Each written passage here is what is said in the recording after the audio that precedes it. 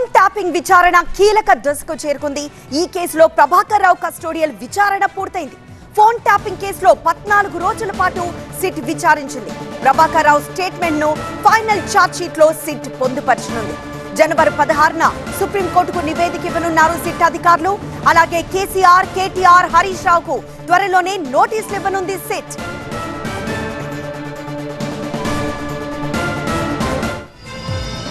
Tapping tree పై SIT full length లో focus పెట్టింది. Phone tapping కేసులో మాజీ సీఎం కేసీఆర్ సహా హరీష్ రావు, కేటీఆర్ లను ప్రశ్నించాలని నిర్ణయించింది సిట్. విచారణకు హాజరు కావాలని జనవరి 5 తర్వాత నోటీసులు ఇవ్వనుంది. నిన్నటితో ఎస్ఐబి మాజీ చీఫ్ ప్రభాకర్ రావు 14 రోజుల కస్టడీ విచారణ ముగిసింది. జనవరి 16న పూర్తి నివేదికను సుప్రీంకోర్టుకు సమర్పిస్తారు సిట్ అధికారులు. తెలంగాణలో రాజకీయ ప్రకంపనల్ని రేపిన ఫోన్ ట్యాపింగ్ కేసులో సిట్ విచారణ దాదాపు క్లైమాక్స్ కు చేరుకుంది. సుప్రీంకోర్టు ఇచ్చిన గడువు మేరకు మాజీ ఎస్ఐబి చీఫ్ ప్రభాకర్ రావు 14 రోజుల కస్టోడియల్ విచారణ నిన్నటితో ముగిసింది.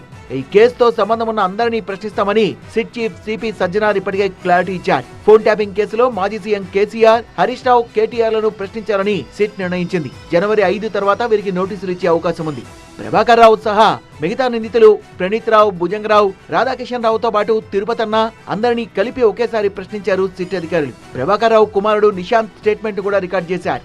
సిట్ విచారణలో ట్విస్ట్ ఒకటి తెరపైకొచ్చింది. ట్యాపింగ్ కేసుకు ఎమ్మెల్యేల కొనుగోలు కేసును లింక్ చేస్తూ డెక్కన్ కిచెన్ యజమాని నందకుమార్ ను ప్రశ్నించారు సిట్ అధికారులు. తన ఆడియోలు బయటకు రావడంతోనే విచారణకు పిలిపించారన్న నందకుమార్ వీడియోలు, ఆడియోలు ఎలా బయటకు వచ్చాయని సిట్ అధికారులు తనను ప్రశ్నించారన్నారు. రాధాకిషన్ రావు బెదిరింపులపైన ఆరాధీశారని చెప్పారాయన. తన దగ్గరున్న ఆధారాలన్నీ సిట్ కు సమర్పించారన్న నందకుమార్ అవసరమైతే మళ్లీ పిలిస్తే విచారణకు సహకరిస్తానన్నారు. ట్యాపింగ్ కేసులో పెన్ డ్రైవ్ కీలకంగా మారింది. ప్రభాకర్ రావు ఎస్ఐబి చీఫ్ గా పనిచేసిన సమయంలో ట్యాపింగ్ వివరాలు పెన్ డ్రైవ్ లో స్టోర్ చేశారని సిట్ గుర్తించింది. పెన్ డ్రైవ్ గురించి ప్రభాకర్ రావును ప్రత్యేకంగా ప్రశ్నించారు సిట్ అధికారులు. 6000 ఫోన్ నంబర్లున్న పెన్ డ్రైవ్ గురించి ప్రభాకర్ రావు నోరు మెదపలేదని తెలుస్తోంది. మెజార్టీ ప్రశ్నలకు నో అనే సమాధానమే వచ్చినట్టు సమాచారం. ఇప్పటి డీజీపీ మహేందర్ రెడ్డితో పాటు ఇంటెలిజెన్స్ చీఫ్లు నవీన్ చంద్, అనిల్ పేర్లను ప్రభాకర్ రావు చెప్తున్నట్టుగా తెలుస్తోంది. అలాగే మావోయిస్టుల విషయంపైనే హరీష్ రావు తనతో మాట్లాడారని ప్రభాకర్ రావు సిట్ కు వివరించినట్టు తెలుస్తోంది. తనకు రీఎంప్లాయ్మెంట్ కేసీఆర్ ఎలా ఇచ్చారని సిట్ అధికారులు ప్రశ్నిస్తే ఆయన్నే అడగమని ప్రభాకర్ రావు చెప్పారనేది సమాచారం.